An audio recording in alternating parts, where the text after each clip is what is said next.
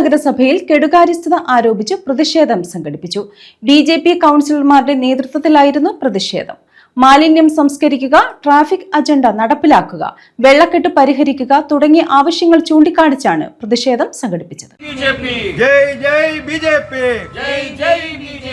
പട്ടണമാകെ പട്ടിണിയായി, റോഡുകളാകെ പുഴയായി, എവിടെ പോയി ഭരണക്കാർ, എവിടെ പോയി ഭരണക്കാർ? മുനിസിപ്പാലിറ്റി UDF, മുനിസിപ്പാലിറ്റി UDF, എംഎൽഎയും UDF, എംഎൽഎയും UDF, കേരളമാണേൽ UDF, കേരളമാണേൽ UDF. എന്നിട്ടെന്തേ ഭരണക്കാരെ, എന്നിട്ടെന്തേ ഭരണക്കാരെ നമ്മുടെ നാട് നന്നാകാത്തെ?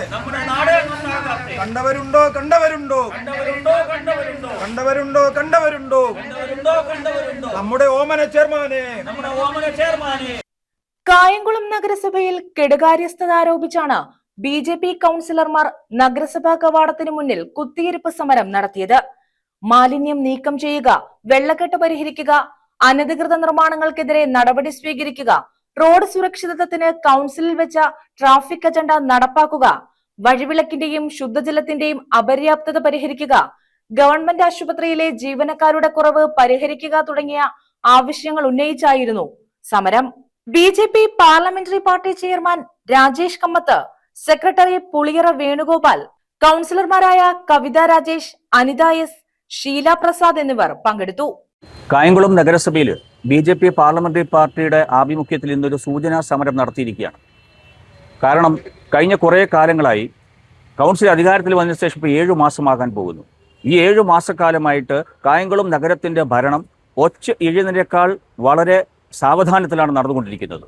നിരവധി കാര്യങ്ങൾ നഗരസഭയിൽ ചർച്ച ചെയ്യേണ്ടതിന് പകരം ഇവിടെ LDFും UDFും പരസ്പരം തമ്മിൽ പോരടിക്കുന്ന ഒരു കാഴ്ചയാണ് നമ്മൾ കണ്ടുകൊണ്ടിരിക്കുന്നത്. നമുക്കറിയാം, കഴിഞ്ഞ കൗൺസിൽ നടന്നിട്ടുള്ള സംഭവങ്ങളുമായിട്ട് ബന്ധപ്പെട്ട കാര്യങ്ങൾ നമുക്കറിയാം.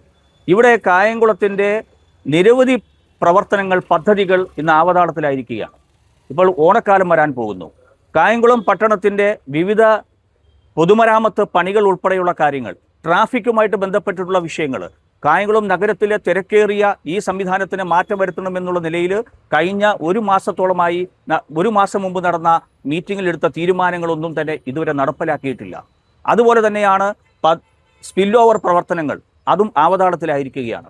കഴിഞ്ഞ 10 വർഷമായി കായംകുളം പട്ടണത്തെ ഭരിച്ചവരിൽ നിന്നും വ്യത്യസ്തമായിട്ടുള്ള ഒരു ഭരണ സംവിധാനം കായംകുളത്ത് വരുമ്പോൾ കായംകുളത്തിൻ്റെ MLA UDF, ഭരണ സംവിധാനം UDF, കേരളം ഭരിക്കുന്ന UDF, ആ ഒരു ഭരണത്തിന് കീഴിൽ കായംകുളം പട്ടണത്തിലെ ജനങ്ങളുടെ അടിസ്ഥാനപരമായ കാര്യങ്ങൾ ചർച്ച ചെയ്ത് പരിഹരിക്കപ്പെടുമെന്നുള്ള വിശ്വാസത്തിലാണ് ഞങ്ങളെല്ലാവരും ഇവിടെ കൗൺസിലർമാരായിട്ട് കഴിഞ്ഞ 8 മാസമായിട്ട് പ്രവർത്തിക്കുന്നത്. എന്നാൽ നിർഭാഗ്യവശാൽ കായംകുളത്തെ ജനങ്ങളുടെ അടിസ്ഥാനപരമായിട്ടുള്ള ഒരാവശ്യം പോലും നേടിയെടുത്തു കൊടുക്കുവാൻ ഈ ഭരണ നേതൃത്വത്തിന് സാധിച്ചിട്ടില്ല. നേരത്തെ ഇവിടെ സാറ് സൂചിപ്പിച്ചതുപോലെ കരിപ്പുഴ തോടിൻ്റെ കാര്യം, ഹോസ്പിറ്റലുമായിട്ട് ബന്ധപ്പെട്ട് നിരന്തരം ബി.ജെ.പി. സമരത്തിലാണ്. ഒരു ഫിസിഷ്യൻ മാത്രമാണ് ഉണ്ടായത്, ഒരു ഡോക്ടറായിരുന്നു. ഇപ്പോൾ 1-2 ഡോക്ടർമാരെ കൂടെ ഉൾപ്പെടുത്തിയിട്ടുണ്ട്.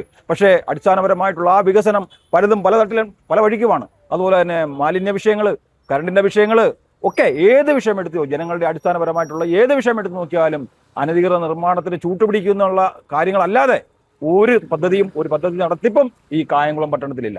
News bureau, Kayamkulam.